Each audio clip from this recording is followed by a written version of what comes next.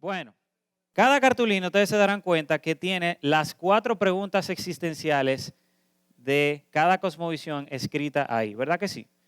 Entonces, lo que nosotros vamos a hacer es que yo voy a estar llamando a cada grupo a que pase por aquí y ustedes entonces van a exponer lo que esa cartulina dice, van a exponer lo que esa cosmovisión dice y cómo responde a las 4 preguntas existenciales. ¿Me copiaron, verdad? Entonces, luego de que cada grupo vaya compartiendo la cosmovisión correspondiente, entonces vamos a analizar de una manera un poquito más profunda los planteamientos que ésta tiene. Y vamos a contrastarla en algunos aspectos con la cosmovisión cristiana. Bien, entonces, cabe recalcar algo muy importante antes de continuar, y es que cuando yo me encuentre argumentando o rebatiendo algunas de estas ideas en cuanto a las diferentes cosmovisiones que vamos a estar viendo, la idea o la intención no es humillar a nadie, no es burlarse de nadie, nada de eso. Bien, simplemente vamos a estar analizando estos planteamientos, pero debemos tener muy en cuenta, muy claro lo que dijo Gabriel en la primera enseñanza. Nosotros estamos llamados a presentar defensa, argumentos de una manera mansa, humilde, con amor, que represente de una manera digna la cosmovisión que nosotros abrazamos, que represente dignamente a Cristo. Bien, o sea que habiendo dicho eso, entonces, yo voy a pedirle al grupo que tiene la cartulina del hinduismo que pase por aquí y vamos a recibirlo con un fuerte aplauso, por favor. Exacto. Y entonces, donde ustedes quieran, mi hermano. Yo, si usted quiere, hasta me muevo de este lado, no importa, pero agárrele entre dos, exacto, o entre uno. Yo sé que no todo el mundo escribe igual, esperemos que, bueno, ya mi hermano dijo que ahí escriben, hay un par de rusos ahí que escribieron ahí en la cartulina. Exactamente. Entonces, brother, ¿qué dice el hinduismo entonces? ¿Cómo responde a estas 4 preguntas existenciales? Léelo, por favor, lo puede leer. Bueno, el origen nos dice que la realidad proviene completamente de Brahman y básicamente que todo es Dios. El Dios del hinduismo es Brahman y como todo es Dios, todo es Brahman. Okay. El propósito nos dice que es limpiar el karma. Somos almas atrapadas y que a través del ciclo de reencarnación se va purificando las almas hasta alcanzar el moksha. La encarnación se da mediante, bueno, básicamente. Lo puedes ir, puedes seguir con la Sí. moralidad, lo explicaste bien. La moralidad es alcanzar el Dharma, ¿verdad? Forma correcta de vivir, ser compasivo, tolerante, tener autocontrol, no hacer daño. Y básicamente el destino, como mencioné anteriormente, es, bueno, el destino es unirse con Brahman, una vez se haya alcanzado el moksha. Perfecto. El moksha. Un aplauso al grupo del hinduismo. Excelente, pueden sentarse de nuevo por aquí. Bien. Entonces, ahora nosotros vamos a analizar un poco lo que nos dice el hinduismo. Pero antes de eso, vamos a recapitular algunas ideas. Las cosmovisiones son el lente por el cual nosotros interpretamos la realidad. Eso significa que las cosmovisiones deben adaptarse o acomodarse a la realidad, no la realidad a las cosmovisiones. Y hay 2 pruebas fundamentales que deben hacerse a toda cosmovisión, que son la prueba de la coherencia y la prueba de la correspondencia. La prueba de la coherencia, que las ideas que tiene esa cosmovisión deben conectarse unas con otras y que no se contradiga a sí misma. Y en segundo lugar, la prueba de la correspondencia, que esas ideas se correspondan de manera lógica con la realidad y la experiencia humana. Bien, entonces a partir de eso vamos a estar analizando estas 4 cosmovisiones y en algunos aspectos contrastándola con una 5ª cosmovisión que es la cosmovisión cristiana. Bien, entonces, en cuanto al origen de la vida y del universo, como mencionó el grupo, en el hinduismo, por una parte se entiende que todo es Dios, que todo es Brahman. O sea, esa silla es Brahman, los planetas son Brahman, la única realidad que existe es Brahman. Todo lo que hay, bueno o malo, es una extensión de Brahman. Y la otra posición dentro del hinduismo es que el mundo y todo lo que nosotros vemos, sentimos, experimentamos como parte de nuestra realidad es simplemente una ilusión de Brahman. Es decir, que nada existe y que nadie existe realmente. Entonces, estos planteamientos del hinduismo obviamente nos dejan grandes contradicciones. Porque por un lado, como yo les comenté anteriormente, tendríamos una silla que es material, que se destruye, que es finita, que supuestamente es Dios. Y por otro lado tenemos a Brahman, que es Dios, que es inmaterial, que no se destruye y que es infinito. Entonces, como ustedes se pueden dar cuenta, tenemos cualidades opuestas dentro de un mismo Dios. Y de hecho, eso explica en parte por qué en el hinduismo hay más de 330 millones de dioses. O sea, eso es como yo coger la población de Estados Unidos y que cada persona tuviera un dios. ¿Por qué? Porque en el hinduismo se reconoce que como al final todo es Brahman y que Brahman puede adoptar todas las formas posibles, pues cada persona puede tener su percepción personal de Dios. Y al final no importa porque todo es Brahman.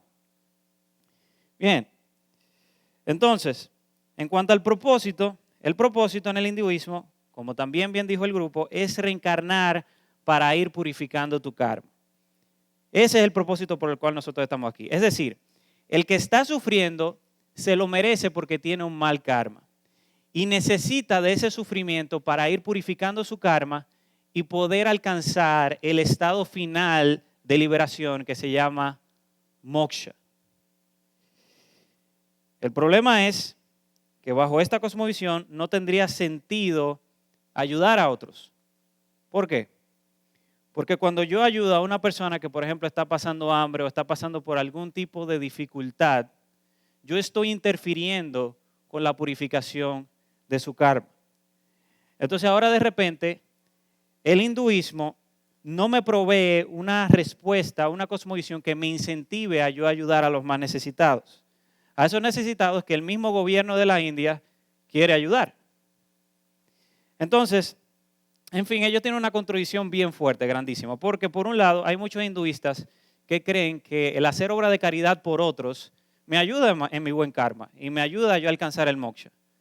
Pero sin embargo, eso choca fuertemente con la creencia de que tú necesitas sufrir, tú debes y mereces sufrir si tú tienes un mal karma para tú poder purificar ese karma y salir de ese ciclo de reencarnaciones. Si eso no pasa, tú te vas a quedar estancado en ese ciclo de reencarnaciones por siempre.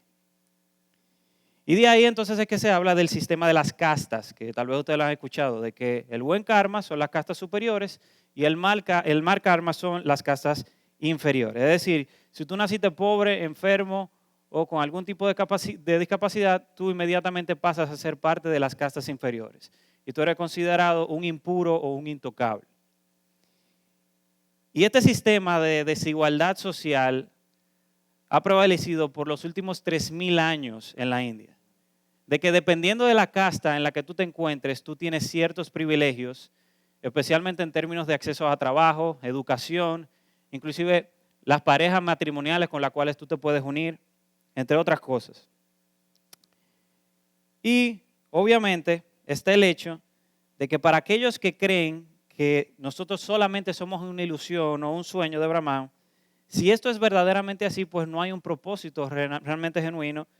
¿Por qué? Porque yo simplemente no existo, entonces realmente no hay un propósito verdadero. Ahora, si nosotros contrastamos esto con el propósito de la vida en cuanto al cristianismo, el cristianismo sostiene que nosotros sí tenemos un propósito definido. Y ese propósito es glorificar a Dios y gozarnos de Él por siempre por medio de una relación personal y directa con Él. ¿Y cómo yo glorifico a Dios y me gozo en Él? Bueno, por medio de 2 pilares principalmente, para no hacerlo muy largo como nosotros todos somos cristianos. En primer lugar, buscando amar a Dios sobre todas las cosas, con toda mi mente, con todo mi corazón, con toda mi alma, esto es lo que verdaderamente me va a llenar, me va a satisfacer, le va a dar sentido y significado a mi vida. Y en segundo lugar, amando a tu prójimo como a ti mismo. Entonces, si ustedes se dan cuenta, miren cómo estos dos pilares del cristianismo no solamente me traen significado y propósito a mi vida, sino que también es una cosmovisión que me incentiva a yo tener compasión y amor por otros. En el sentido de la moralidad, entonces, en cuanto al hinduismo, el hinduismo prescribe obligaciones morales, como bien mencionó el grupo, tales como la veracidad, la paciencia, la tolerancia, el autocontrol, la compasión, entre otros. Sin embargo, esto contradice su propia cosmovisión, ya que por un lado, si nosotros somos una ilusión simplemente, pues nada es ni bueno, ni malo, ni moral, ni inmoral. Pero por otro lado, si todo es una extensión de Brahman, entonces, ¿qué yo hago cuando un hombre viola a un niño? Ese hombre es una extensión de Brahman. Y ese niño es una extensión de Brahman también. Porque todo es una extensión de Brahman. Entonces, ¿cómo yo explico que esas condiciones de maldad se encuentran en ese Dios perfecto que se supone que me llama a yo a hacer cosas buenas? Y la respuesta que algunos hinduistas te darán es, bueno, eso es porque tú lo ves como pecado, que ustedes le llaman pecado y tú lo ves malo de esa manera porque tú no entiendes que Brahman es la esencia suprema de todas las cosas y al final no hay nada moral ni inmoral. Y yo le respondería, ok, muy bien, está bien, no hay nada moral ni moral, Brahman es la esencia de todas las cosas. Pero sin embargo, tú caes preso por eso en la India. Entonces no es consistente realmente su cosmovisión con la manera en que ellos la practican. Y en cuanto al destino, en el hinduismo se entiende que al final de múltiples reencarnaciones, entonces tú alcanzas el estado final de liberación, que es el moksha, como bien mencionar. Y es cuando se produce la unidad total con Dios, es decir, con Brahma. Pero aquí hay una nueva contradicción. En primer lugar, si todo es Brahman y yo soy una extensión de Brahman, ¿cuál es el punto de yo unirme con Brahman al final si ya yo soy parte de él y ya yo estoy unido a él? Y en segundo lugar, si yo solamente soy una ilusión, ¿cómo puede una ilusión entonces unirse con Dios? Una ilusión no es una entidad para poder unirse con Dios. Entonces, eso en cuanto al hinduismo. Ahora, yo le voy a pedir al grupo que tiene la cartulina del budismo a que pase por aquí delante. Vamos a recibirlo con un fuerte aplauso, por favor. Pasen por aquí. Y vamos a ver entonces cómo el budismo responde a las 4 preguntas existenciales de la vida. Entonces, vamos a ponernos por aquí. Exacto. Entre 2 gente, una sola persona agarra la cartulina. Vamos a ver cómo interpretamos esos jeroglíficos, aunque no, en verdad cogieron la persona que mejor escribe en esos grupos, porque está bastante bien. Entonces, dale para allá, Mark. Hola. Hola. Bien. Tenemos el budismo. ¿Se oye bien? Sí. Me oigo bajito. Ok. En el budismo, el origen dice aquí, Buda no es Dios, no es un Dios, pero descubre el sentido de la vida, donde la reencarnación es la filosofía principal y hay miles de mundos distintos. Ok, no entendí, pero ok. Segundo, propósito o propósitos. Liberarse del ciclo de reencarnación al llegar al nirvana. Moralidad. Buda, está mal escrito, Buda nos enseña a morir a nuestros deseos y dominar las 4 nobles verdades hasta llegar al nirvana. Y en destino, 1, alcanzar el nirvana para experimentar liberación a través de conductas éticas y liberarse de los deseos, o liberación de los deseos, dominar mente y corazón, se extingue o se deja de ser, y hay muerte eterna cuando no hay una reencarnación. O sea, que ya una vez uno llega al nirvana, ya se acabó todo. Y no hay sufrimiento. Básicamente eso es. Excelente. Muchas gracias. Aplauso al grupo del budismo. Muy bien.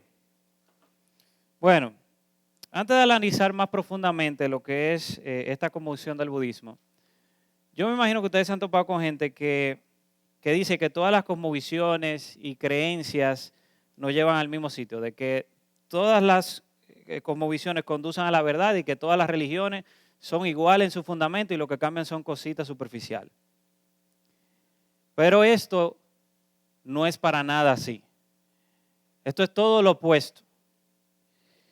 Las religiones, en el mejor sentido de los casos, tienen similitudes superficiales, pero en su fundamento son radicalmente distintas. Cuando nosotros indagamos de una manera mucho más profunda estas diferentes cosmovisiones, que lo estamos haciendo ahora, nos damos cuenta que son radicalmente distintas en aspectos sumamente importantes una de otras. Y le doy un ejemplo. Ya que estamos hablando del budismo, por ejemplo, el budismo surge porque Siddhartha Gautama, aquel que nosotros popularmente conocemos como Buda, era hinduista. Y él se rebeló en contra del hinduismo, él se apartó del hinduismo porque él no estaba de acuerdo con las creencias fundamentales que se encontraban en los libros sagrados del hinduismo, con muchas de ellas. Y entonces a partir de eso, él crea este movimiento, él crea esta religión a partir de su propia cosmovisión. Y por eso es que ustedes se habrán dado cuenta que Nanda, la hinduista, y Lama y la budista, los saludaron a ustedes de la misma forma, diciéndole namaste, ¿verdad que sí? Los saludaron de esa manera porque ellos tienen aspectos superficiales similares, porque una cosmovisión salió de otra. Pero sin embargo, como hemos visto aquí, lo que nos expuso el grupo y como vamos a ver ahora en lo adelante, son dos cosmovisiones totalmente distintas que difieren en cosas muy radicales.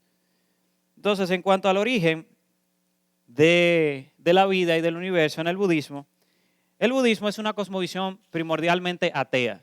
O sea, no hay ningún Dios ahí. El grupo aquí dijo de que Buda no es Dios, por eso mismo, porque hay mucha gente que entiende que el Dios del budismo es Buda. No, eso no es así. En el budismo simplemente no hay Dios, es una religión o una cosmovisión atea. Y ellos entienden que el origen de la vida y del universo se produjo a partir de un proceso evolutivo, cíclico y eterno del universo. Y yo se lo voy a explicar ahora. Ellos básicamente lo que entienden es que nuestro universo, junto con múltiples otros universos, porque yo creo en muchos universos, están en un ciclo de nacimiento, de que nace un universo, luego de cierto tiempo se destruye y luego de cierto tiempo renace de nuevo. Y eso pasa por siempre, por siempre, por siempre, y eso se repite por toda la eternidad.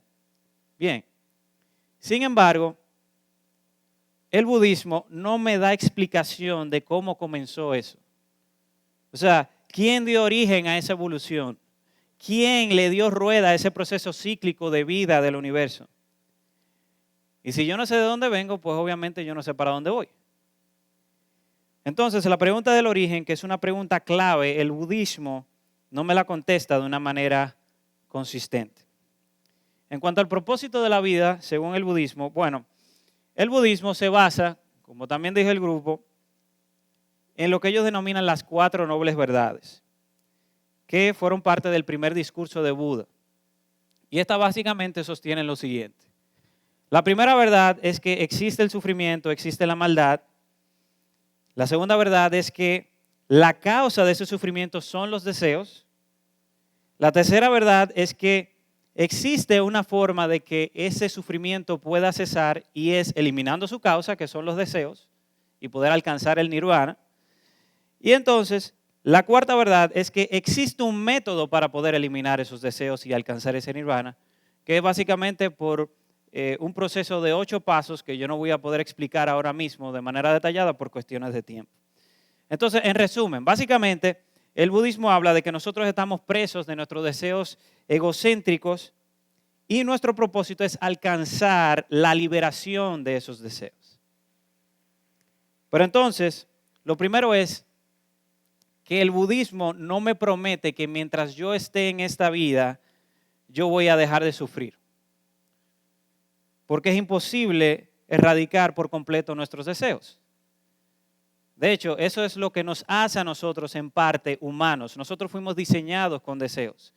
Y es cierto que hay deseos egocéntricos en nosotros que traen ese sufrimiento, que traen ese mal, pero también hay deseos legítimos, que también a partir de esos deseos legítimos yo tengo sufrimiento, tengo mal, porque simplemente yo vivo en un mundo caído. Entonces eso en primer lugar. Pero en segundo lugar, no podemos olvidar de que esta es una cosmovisión atea. Por lo tanto, el budismo realmente no me provee una esperanza o algo mejor después de esta vida o después que yo alcance esa liberación. O sea, simplemente no hay nada después de eso. Yo me morí y se acabó ahí. Yo alcancé esa liberación, se acabó ahí. Entonces, yo me pregunto, ¿para qué yo lograr esa liberación si al final mi vida termina ahí? Mejor yo me doy mi buena vida ahora, mejor yo procuro complacer todos los deseos que yo pueda ahora porque este es mi único chance. Y de hecho, esa historia que ustedes escucharon cuando ustedes estaban rotando por la mesa del budismo de esta monje budista que tenía un esposo, un hijo antes de ser monje, yo sé que ustedes se lo encontraron un poco extraño, pero esa es una historia real. Claro, yo le cambié el nombre, pero esa es una monje budista que un apologeta bien reconocido le hizo una entrevista en una ocasión y ella le comentaba sobre básicamente su vida como monje budista, de que ella se mudó de Tailandia a Sri Lanka porque ahí era que aceptaban las mujeres monjes y que en ese lugar también la aceptaron a pesar de que ella ya tenía un hijo y tenía esposo. Y en un momento de la entrevista ella le dijo que el momento más difícil de su día era cuando ella todas las tardes bajaba de ese monasterio allá en las montañas en su carro sola, porque nadie que no sea monje o que tenga ese llamado puede subir al monasterio. Ella bajaba todas las tardes para poder ver a su hijo por un momentico. Y ese momentico ella nunca se lo encontraba suficiente. Ella tenía que despedirse de su hijo y tenía que volver al monasterio, a su vida como monje, y eso la destrozaba. Y el apologista le respondió a ella, le dijo, el apologista, perdón, le dijo, pero se supone que de acuerdo a tu cosmovisión, el propósito de tu vida es erradicar esos deseos que te aferran a tu hijo y te causan dolor y sufrimiento. Y ella lo único que pudo hacer fue llorar. ¿Por qué? Porque la cosmovisión budista no es una cosmovisión que corresponde a nuestra realidad, a nuestra experiencia humana. En cuanto a la moralidad, entonces, como vimos, los budistas reconocen que existe el mal, que existe el sufrimiento y que esto existe debido a nuestros deseos egoístas, que nosotros debemos ser liberados de ellos y lo alcanzamos por medio de la meditación, la conducta ética y demás. Sin embargo, hay un problema bien fundamental con esto. Y yo imagino que ya ustedes se la llevaron, ¿verdad? Y es, ¿quién determina lo que es egoísmo y no es egoísmo si no hay Dios o hay un ser supremo que lo dicte? ¿Cómo yo sé lo que es egoísta y no es egoísta? ¿Quién determinó eso en primer lugar? ¿Cuál es el estándar por el cual yo debo medir eso? Entonces, obviamente, no es muy consistente eso. Sin embargo, si nosotros contrastamos eso con la posición del cristianismo en cuanto a la moralidad, nos damos cuenta que sí hay un estándar moral, que es Dios. Un Dios que estableció esa moralidad, se le estableció al hombre desde el principio. Y de que es cierto lo que dicen los budistas, de que existe el mal, existe el sufrimiento y en gran parte eso se debe a nuestros deseos egocéntricos. Yo estoy totalmente de acuerdo con eso, eso se llama pecado según la Biblia. Pero esa liberación no la puede lograr el ser humano por sí mismo, simplemente a través de la meditación, a través de la conducta ética. ¿Por qué? Porque nosotros somos el problema, nosotros trajimos ese problema. El ser humano no puede hacerlo por sí mismo porque está en su naturaleza esa maldad. Si tú quieres resolver el problema, simplemente erradica la raza humana. ese pecado entró al mundo cuando el hombre decidió desviarse de esa ley moral que Dios había establecido. El hombre necesita ser salvado. Y como Dios sabía que el hombre necesitaba ser salvado y él no podía salvarse a sí mismo, entonces él mismo bajó de su gloria y se hizo hombre en la persona de Jesús para salvar a la raza humana. Entonces aquí podemos ver cómo la cosmovisión cristiana no solamente nos ofrece una explicación a la moralidad, sino que también nos ofrece una solución al problema que tiene el hombre con esa moralidad. Y en último lugar, el destino. El destino del hombre en el budismo es un poco confuso. ¿Por qué? Porque hay algunos budistas que sí creen en la reencarnación y otros que no creen en la reencarnación. Y los que creen en la reencarnación, lo que ellos creen es que lo que reencarna son tus deseos. O sea, ellos no creen que tu alma reencarna de un cuerpo a otro y que al final tú te unes a una esencia suprema que es Brahman. No, ellos no creen en nada de eso. Ellos lo que creen es que lo que reencarna son tus deseos. Y yo honestamente no entiendo muy bien eso de cómo es que reencarnan tus deseos, pero que no eres tú que estás reencarnando, porque los deseos no son una entidad para poder reencarnar. Pero además de eso, también hay otros que simplemente no creen en esa reencarnación y entienden que cuando tú te mueres, simplemente si te adjudicaste a los 8 pasos del budismo, entonces alcanzaste nirvana y se acabó. Entonces, como ustedes se darán cuenta, en el budismo sus propios seguidores tienen grandes discrepancias en términos de si existe o no existe la reencarnación, que es un concepto muy importante y muy aceptado en las religiones orientales. Pero como vimos, al final la idea principal del budismo, el destino de ellos es, a través de la meditación, a través de la conducta ética, alcanzar el nirvana, que fue lo que alcanzó el Buda en un momento dado. ¿Pero qué es el nirvana?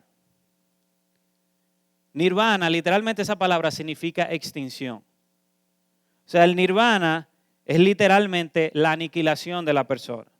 O sea, el nirvana absoluto solamente se logra después de la muerte. Cuando tú desapareces y tú te vuelves nada y tú pasas a la extinción total.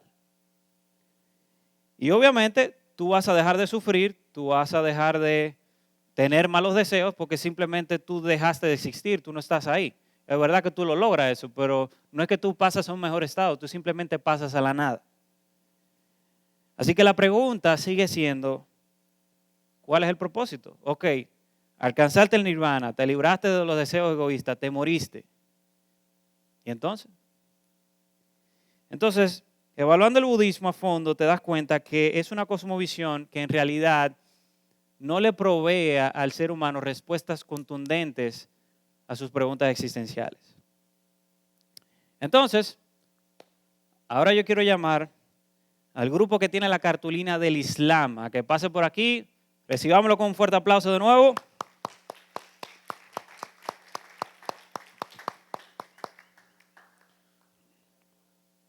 Vengan por aquí.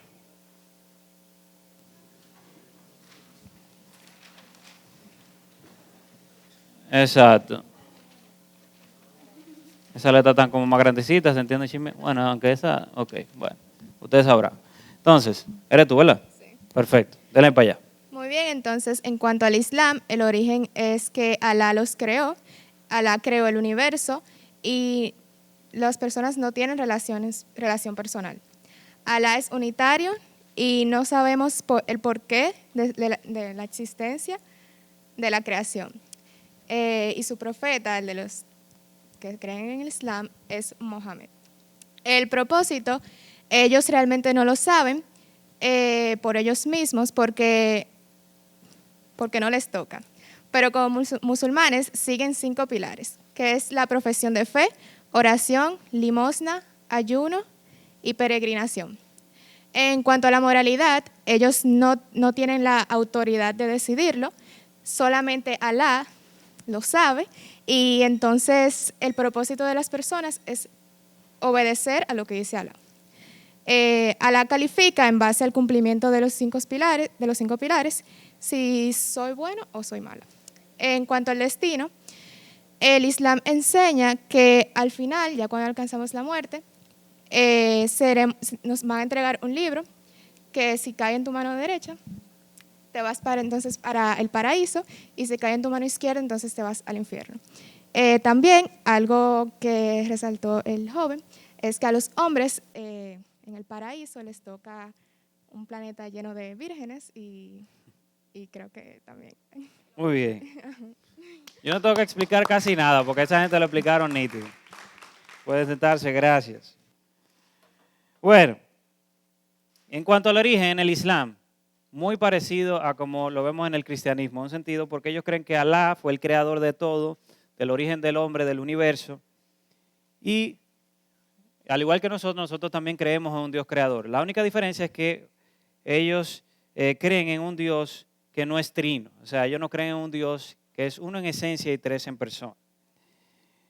Entonces, en cuanto al propósito, aquí es que comienzan a verse las particularidades de una mejor manera en cuanto al Islam.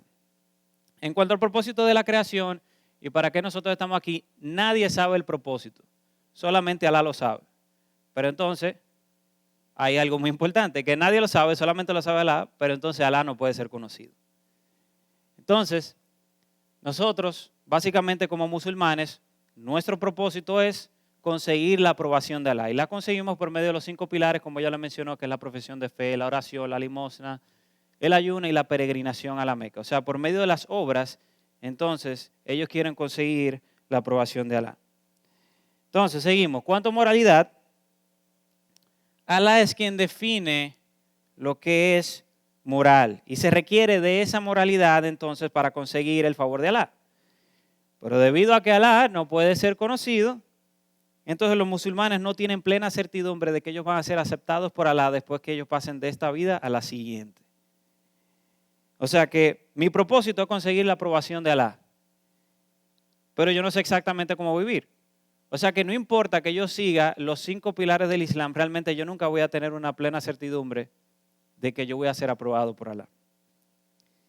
Y en cuanto al destino, el Islam enseña que en el día final cada individuo va a recibir un libro escrito por los ángeles que va a decir sus obras buenas y sus obras malas. Y a partir de eso entonces es que se te va a entrar o al cielo o al infierno. Entonces, ¿cuál es el problema con eso? Como yo les mencioné, nadie está plenamente seguro de dónde va, porque como todos los seres humanos somos imperfectos y tenemos a Alá, que es un ser perfecto, nadie sabe con certidumbre la proporción entre obras buenas y malas que debe tener para poder ser aceptado por Él, y mucho menos para poder satisfacer la perfección de Alá. Pero en fin, vamos a decir que tú eres aceptado por Alá y tú te vas al cielo. El destino es aparentemente un paraíso que se llama Yaná para ellos, en que cada persona va a tener un jardín celestial del tamaño del planeta. Y los hombres en particular, por haber obedecido a Alá, entonces se le va a recompensar con mujeres vírgenes que le van a servir alcohol y demás por toda la eternidad. Entonces vamos a imaginarnos ese paraíso por un momento, ¿verdad? Ese es un paraíso que si nosotros lo analizamos es creado más conforme a los ideales de un cuerpo caído de aquí abajo. No de un cuerpo que se supone que es glorificado, que tiene deseos distintos y tiene una conformación distinta. Ahora, si nosotros contrastamos eso con la cosmovisión cristiana, nos damos cuenta que sí existe un cielo, existe un infierno, pero yo no voy a llegar al cielo por mis obras, de que para yo poder llegar al cielo, yo no dependo de mis obras para poder alcanzar el favor de Dios. De que Dios reconoce que el hombre es imperfecto y no puede llenar su estándar de perfección. Y como Él sabía eso, como nosotros habíamos dicho, Él se hizo hombre en la persona de Jesús.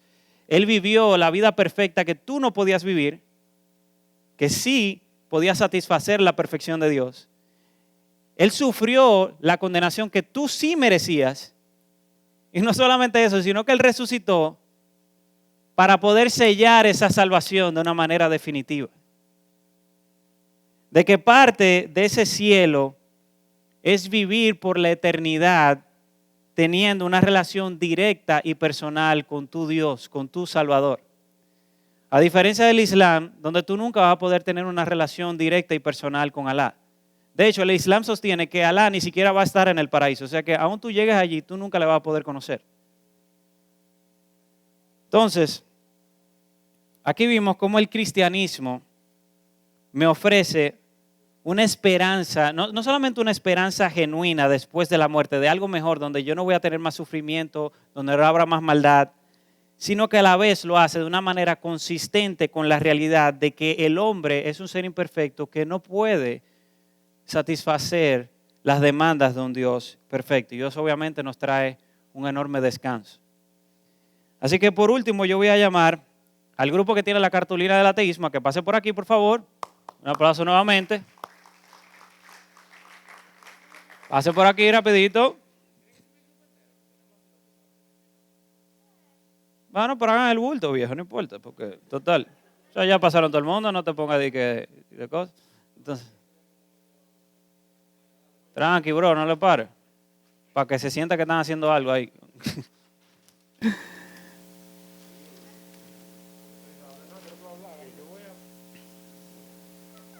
Definitivamente. Santísimo. Bueno, déjame pararme de este lado, déjame ponerme los lentes que yo soy ciego. El origen del ateísmo tiene consigo diferentes teorías. Gradualmente nos desarrollamos de moléculas inorgánicas a partir de compuestos orgánicos simples provenientes de meteoros, vida extraterrestre, y nota, esto está partiendo de la teoría de la relatividad y del Big Bang. Ok, el propósito, todos los humanos tienen un propósito individual, determinismo, todos estamos preprogramados. Moralidad, estándar moral, en base a las consecuencias ellos deciden lo que es bueno y lo que es malo. Consideran que lo bueno, lo que no afecta de manera negativa a la otra persona y viceversa. Eso es lo bueno. Destino, no vamos a ningún lugar, lo único que queda de nosotros en el mundo es el recuerdo, hay un vacío absoluto y como no venimos de la nada, partiremos a la nada por igual. Perfecto. Gracias, brother. Excelente. Namaste, ¿verdad?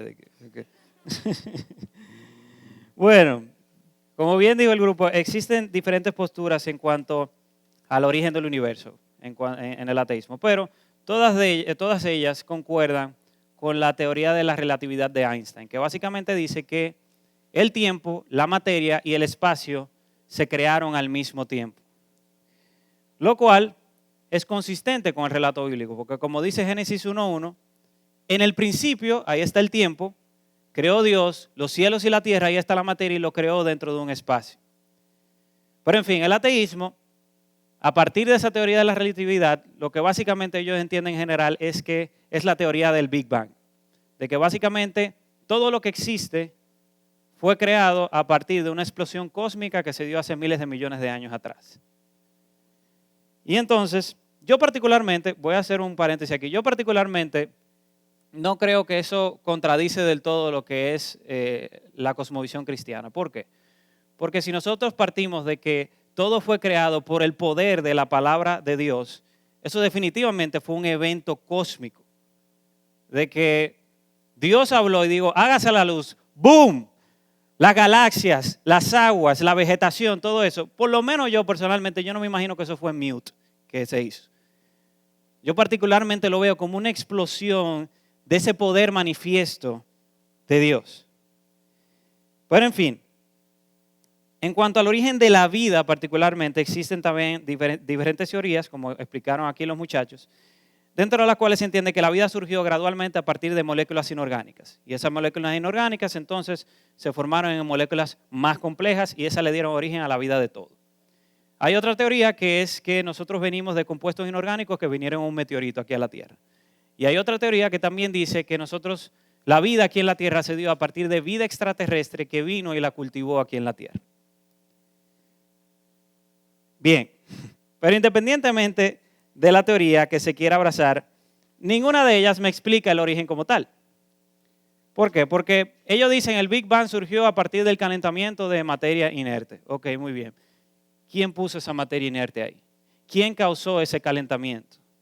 Ok, venimos de materia inorgánica. ¿Quién puso esa materia inorgánica ahí? ¿Cómo fue que de la nada decidieron formarse y producirlo todo? Los meteoritos. ¿Quién puso esa vida en ese meteorito? ¿De dónde vino ese meteorito? Vida extraterrestre. ¿Quién le dio vida a esa vida extraterrestre?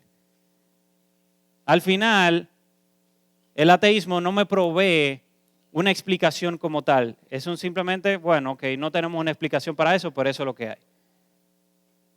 Ley de la causalidad. Todo efecto tiene una causa. Entonces, nosotros tenemos un universo que está tan fríamente calculado, tan minuciosamente diseñado, sintonizado, que es prácticamente imposible pensar que no hay una inteligencia detrás. De hecho, en la ciencia hay un concepto que se denomina complejidad específica, que fue planteado por el matemático y filósofo William Dembski. Y esto básicamente afirma que algo que tenga complejidad específica se puede asumir que fue por una causa inteligente. ¿Qué significa eso? Tal vez la hablen patuá ahí. Ok. Si yo tomo, por ejemplo, la letra A. La letra A es algo específico porque la letra A no es B, no es C, no es D, no es E. Pero no es complejo porque es algo simple, es una sola letra. Ahora, si yo tomo un conjunto de letras A, B, C, D, E, eso es lo suficientemente complejo, pero no es específico porque no me dice nada, no me comunica nada. Pero si yo tengo de repente ahora un párrafo de un libro, de cual sea, ya sea un libro de ciencia, de literatura inglesa, eso tiene complejidad específica porque me está transmitiendo una información particular, entendible y de una manera bien detallada. Eso es complejidad específica. Entonces, ahora vamos a ilustrarlo en cuanto al origen del universo. Ustedes ven esta caja de palillo aquí, ¿verdad? Si por accidente esa caja de palillo se me cae al suelo y forma la letra A, yo pudiera decir, bueno, wow, formó la letra A, pero eso sigue siendo algo simple. Si se me cae ese palillo y forma la letra A y forma la letra B, yo digo, wow, formó la letra A y la letra B, pero, ok, a pesar de que todavía es un poco más complejo, no es específico porque no me está diciendo nada. Pero si de repente lo que yo veo es un libro entero, un párrafo entero, eso tiene complejidad específica. Y la ciencia me dice que eso requiere de una inteligencia específica para haberlo producido. No fue que los palillos se cayeron por accidente y formaron toda una poesía de Shakespeare, porque eso es imposible. Y así mismo entonces el universo y la creación tiene complejidad específica. Hay cosas que son altamente específicas y altamente complejas que no pudieron haberse producido de la nada. Y a mí me encantaría darle ejemplos específicos de eso, pero yo no tengo el tiempo para hacerlo. Pero eso sin mencionar inclusive el ser humano. Yo les animo a ustedes a que ustedes investiguen la complejidad y la especificidad del ADN, de la manera sistemática en que funciona nuestro cuerpo. Y no solo eso, sino que nosotros somos seres humanos vivos, con vida, con capacidad para pensar, para sentir, le damos valor a la vida, a las relaciones. Somos entes morales que discernimos entre lo que es bueno, entre lo que es malo. Por lo tanto, no es lógico pensar que la materia inerte, amoral y no pensante fue el origen de la raza humana. No. Tú y yo fuimos creados a la imagen de un Dios inteligente que piensa, que le da valor a la vida, a las relaciones. Y esa es la explicación por qué tú y yo somos así. Ahora, ¿qué dice entonces el ateísmo en cuanto al propósito de la vida? Muy sencillo, no hay propósito. No hay propósito, no hay significado particular para la vida. El propósito se lo da a cada quien como quiera, de manera individual. Pero, sin embargo, los ateos sí reconocen que existe una necesidad biológica y natural del ser humano de encontrar un propósito y un significado para la vida. De hecho, mira lo que publicaron dos psicólogos ateos, Thomas Coleman y Ralph Wood, en el 2015 sobre un estudio cognitivo que ellos hicieron sobre este tipo de comportamiento. Dice, el ateísmo sugiere que los humanos están evolutivamente programados con una teoría existencial de la mente, que es un mecanismo cognitivo general que obliga a los humanos a encontrar un significado o propósito religioso o filosófico en los eventos de la vida. Déjeme decirle que yo estoy en gran parte de acuerdo con todo eso que ellos están diciendo ahí. En parte, pero en gran parte. ¿Por qué? Porque los seres humanos estamos programados, diseñados, conformados con esa necesidad de encontrarle propósito y significado a la vida y todo lo que nosotros hacemos. De querer superarnos, de querer investigar y querer conocer aquello que nos trasciende, de querer hacernos estas preguntas existenciales que nosotros nos estamos haciendo en el día de hoy. Pero eso se debe a que nosotros fuimos creados por un Dios, diseñados por un Dios que, como dice Eclesiastés 3:11, puso la eternidad en el corazón de los hombres. Puso ese deseo, esa necesidad de algo que los trasciende. De que nosotros, eso se debe a que nosotros fuimos diseñados a la imagen de un Dios que tiene vida y tiene propósito. Todo en el universo tiene una razón, un sentido, un propósito, una función que los científicos cada día van descubriendo. Y no puede ser que en el caso de los seres humanos sea un simple porque sí. Y en segundo lugar, no es sostenible que cada persona determine de manera individual su propósito. Y eso ha sido comprobado y requeto comprobado a lo largo de toda la historia del hombre. Usted nada más tiene que ver para atrás, tiene que ver ahora y puede mirar para adelante también y se da cuenta que esto no es sostenible. ¿Por qué? Porque mi propósito siempre va a chocar con el propósito del otro.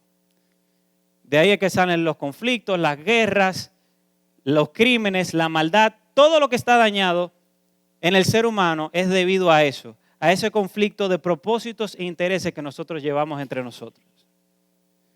Entonces, como vemos, el ateísmo no me está proveyendo una solución viable. Ahora, ¿qué dice el ateísmo en cuanto a la moralidad? No existe un estándar moral. En el ateísmo no existe un estándar moral divino que determine lo que es bueno o malo. Ellos simplemente determinan lo que es moral a base de las consecuencias de sus acciones. Y de hecho, miren lo que dice el Atheist Alliance International al respecto. Dice, los ateos entienden que las acciones que causan innecesariamente sufrimiento o daño a los seres humanos son moralmente incorrectas. Y las acciones que contribuyen al bienestar humano son moralmente correctas.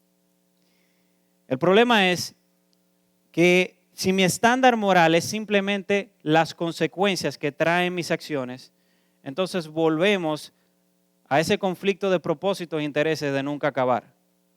¿Por qué? Porque lo que es malo para mí no necesariamente es malo para el otro. De que una misma acción puede traer consecuencias buenas para una parte y puede traer consecuencias malas para otra parte. Y por último, el destino. En cuanto al destino, el ateísmo sostiene que no existe una vida después de la muerte. De que tú simplemente te mueres, tu cuerpo se va descomponiendo y todo se quedó ahí, no hay nada del otro lado. Y de hecho, miren lo que dijo Herman Mehta, que es un autor y un activista ateo muy prominente, para el Atheist Voice en el 2013, sobre lo que pasa después de la muerte. Muchos de ustedes lo leyeron cuando estaban rotando por las mesas. Él dice, no es algo bueno o malo, es solo una parte de la vida en realidad. Y creo que lo que podemos esperar es que hayas dejado un legado de algún tipo en el que sabes que tu cuerpo físico ya no estará allí, pero con suerte tus recuerdos lo estarán. Si tienes una familia, si tienes un grupo cercano de amigos, has dejado algún tipo de recuerdos que realmente han impactado a mucha gente. Y eso significa mucho. Fíjense cómo este ateo entiende que la vida humana tiene un significado, tiene un valor. Fíjense cómo él le da valor a la familia, le da valor también a los amigos, a las relaciones. Y fíjense cómo él vive bajo una esperanza de dejar un legado, de impactar mucha gente. Sin embargo, el fundamento del ateísmo sostiene que el hombre es simplemente materia evolucionada que no tiene ningún tipo de significado, ningún tipo de importancia para su existencia de manera particular. Entonces, lo que sostiene aquí la declaración del señor Herman no es consistente con la cosmovisión que él abraza. ¿Por qué? Por el que él está utilizando conceptos de una cosmovisión teísta para poder justificar su cosmovisión no teísta. Entonces, el veredicto del ateísmo es el siguiente. Si todo es solo materia, debemos concluir que la nada puede producirlo todo, la materia sin vida puede producir vida, el azar puede producir calibraciones extraordinarias, el caos es capaz de producir información, la materia sin conciencia puede producir conciencia y el no razonamiento de la materia puede producir razón. Por lo tanto, yo no sé ustedes, mis hermanos, pero yo no tengo suficiente fe para ser un ateo. Porque yo tendría que tener más fe para ser un ateo que un creador. Que lo que la posición del cristianismo cree de que nosotros creemos en un Dios complejo e inteligente que creó un universo complejo e inteligente. Así que en fin, mis amados, Dios nos ha hecho para Él. Y a través de Él es la única forma en la cual nosotros podemos encontrar una explicación lógica a nuestra humanidad. A través de Él es la única forma en la cual nosotros podemos encontrarle un significado genuino a nuestra existencia y también a nuestro universo perfectamente sintonizado.